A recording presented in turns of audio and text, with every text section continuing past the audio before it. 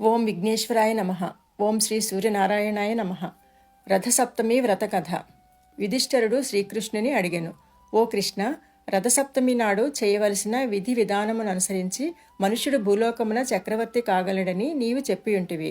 అట్లు ఎవరికైనాను ప్రాప్తించినదా అనగా శ్రీకృష్ణుడి విధముగా జవాబిచ్చెను. కాంభోజ దేశమున యశోవర్తి అను చక్రవర్తి ఉండెను. ఆయన వృద్ధాప్యమున ఆయన కుమారులందరూ సర్వరోగముల చేత బాధపడుచుంటిరి.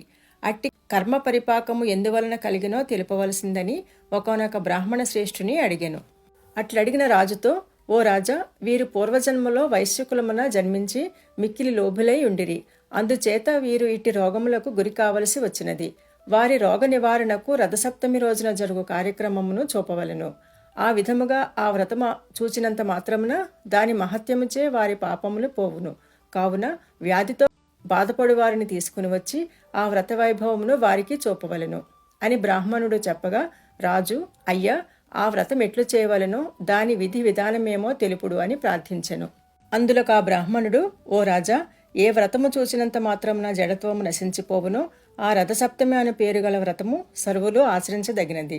ఆ వ్రత ప్రభావమున సకల పాపములు హరించి చక్రవర్తిత్వము కలుగును. ఆ వ్రత విధానమును తెలుపుచున్నాను, శ్రద్ధగా వినుము. మాఘమాసమునందలి శుక్లపక్షమున వచ్చు షష్ఠీ తిథి దినమున గృహస్థు ఈ వ్రతము ఆచరింతునని తలచుకోవలెను. పవిత్ర జలములు గల నదులలో గాని, చెరువునందు గాని, నూతియందు గాని తెల్లని నువ్వులతో విధి విధానముగా స్నానం ఆచరించవలెను. ఇలవేలుపులకు, కులవేలుపులకు, ఇష్టదేవతలకు మ్రొక్కి పూజించి అటు పిమ్మట సూర్యదేవాలయమునకు పోయి ఆయనకు నమస్కరించి పుష్పములు, ధూపములు, దీపములు, అక్షతలతో శుభప్రాప్తి కొరకు పూజించవలెను. పిదప స్వగృహములకు వచ్చి పంచయజ్ఞములు గావించి అతిథులతో, సేవకులతో, బాలకులతో భక్ష్య భోజ్యములు ఆరగించవలెను. ఆ దినమున తైలము శరీరమునకు పూసుకొని స్నానము చేయరాదు. ఆ రాత్రి వేదపారంగులను, విప్రులను పిలిపించి సూర్యభగవానుని విగ్రహాన్ని నియమము ప్రకారము పూజించి సప్తమీ తిథి రోజున నిరాహారుడై భోగములను విసర్జించవలెను. భోజనాలకు పూర్వము, ఓ జగన్నాథుడా, నేను చేయబోవు ఈ రథ సప్తమీ వ్రతమును నిర్విఘ్నముగా పరిసమాప్తి చేయవలసినదిగా వేడుచున్నాను అని ఉచ్చరించుచు తన చేతిలో గల జలమును నీటిలో విడిచిపెట్టవలెను.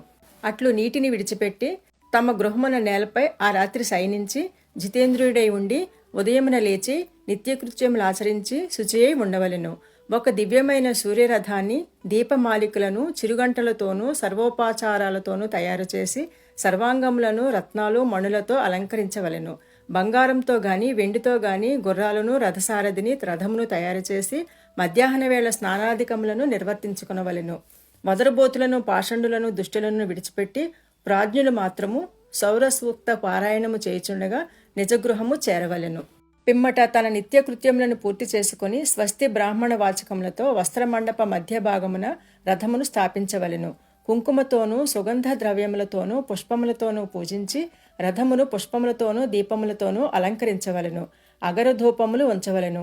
రథ మధ్యమున ఉన్న సూర్యుని సర్వసంపూర్ణముగా అర్చన చేయవలెను. ధనలోభము చేయరాదు. పిమ్మట రథాన్ని, రథసారథిని, అందుగల సూర్యభగవానుని పుష్ప, ధూప, దీప, గంధ, వస్త్ర అలంకార భూషణాదులు, నానావిధ ఫలభక్ష్యాదులు గల నైవేద్యాలతో పూజించి ఈ క్రింది విధముగా దివాకరుని స్తోత్రము చేయవలెను. ఓ భాస్కర, దివాకర, ఆదిత్య, మార్తాండ, గ్రహాధిప, అపాంనిధే, జగద్రక్షక, భూతభావన, భూతేశ, ఆర్తత్రాణపరాయణ, హర, అచింత్య, విశ్వసంచార, విభో, హే విష్ణు, ఆదిభూతేశ, ఆది మధ్యాంతరహిత భాస్కర, ఓ జగత్పతే అని భక్తితో క్రియాశూన్యమైనను నేను చేసిన అర్చనకు సఫలీకృతం చేయవలెనని భాస్కరుని ప్రార్థించవలెను. ధనహీనుడైనను విధి ప్రకారము అన్ని కార్యములు చేయవలెను. రథము, సారథి, గుర్రములు, వివిధ రకాల రంగులతో లిఖించిన బొమ్మలు, 7 జిల్లేడు పత్రములతో సూర్యభగవానుని శక్తి కొలది పూర్వము చెప్పినట్లు విధి విధానముగా పూజించవలెను. పురాణ శ్రవణ మంగళ గీతాలతో, మంగళవాద్యాలతో ఆ రాత్రి జాగరణ చేసి పుణ్యకథలను వినవలెను. పిమ్మట రథయాత్రకు బయలుదేరి సూర్యుని మనసున ధ్యానము చేయుచు అర్ధనిమీలిత నేత్రుడై చూడవలెను. ప్రాతకాలంన లేచి విమలుడై స్నానకృత్యమును నిర్వర్తించుకొని బ్రాహ్మణులకు తృప్తిగా భోజనము పెట్టి వివిధ రత్నభూషణములతోనూ, ధాన్యాదులతోనూ, వస్త్రాలతోనూ తృప్తిపరచవలెను. అట్లు చేసిన అశ్వమేధయాగం చేసిన ఫలితం లభిస్తుంది. పిమ్మట యథాశక్తి దానమునియ్యవలెను.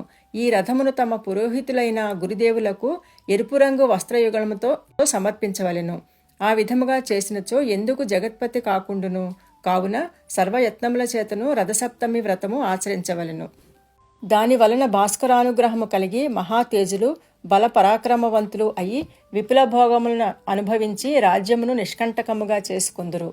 ఈ రథసప్తమి వ్రతమును చేసినచో పుత్రపౌత్రులు కలిగి చివరిగా సూర్యలోకము చేరుదురు. అక్కడ ఒక కల్పకాలము ఉండి చక్రవర్తిగా జన్మించి ఆ పదవిని అనుభవించుదురు అని బ్రాహ్మణుడు రాజునకు చెప్పెను. శ్రీకృష్ణుడు చెప్పుచున్నాడు. ఈ విధముగా ఆ ద్విజోత్తముడు సర్వ విషయములను చెప్పి తన దారిని తాను పోయెను. రాజు ఆ బ్రాహ్మణ శ్రేష్ఠుడు ఉపదేశించిన రీతిగా ఆచరించి సమస్త సౌఖ్యములను అనుభవించెను. ఈ విధముగా ఆ రాజపుత్రులు చక్రవర్తిత్వమును పొందిరి. ఈ కథను భక్తితో ఎవరు విందురో వారికి భానుడు సంతసించి మంచి ధనధాన్య సంపదలు ఇచ్చెను. ఈ విధముగా బంగారంతో చేయబడిన సారథి గుర్రాలతో కూడిన శ్రేష్ఠ రథమును మాఘమాస సప్తమి రోజున ఎవరు దానము చేయుదురో వారు చక్రవర్తిత్వమును పొందగలరు అని శ్రీకృష్ణుడు ధర్మరాజునకు రథసప్తమి వ్రత విధానమును వివరించెను. ఇది రథసప్తమి వ్రత కథా సంపూర్ణం. ఓం శ్రీ సూర్యనారాయణాయ నమః.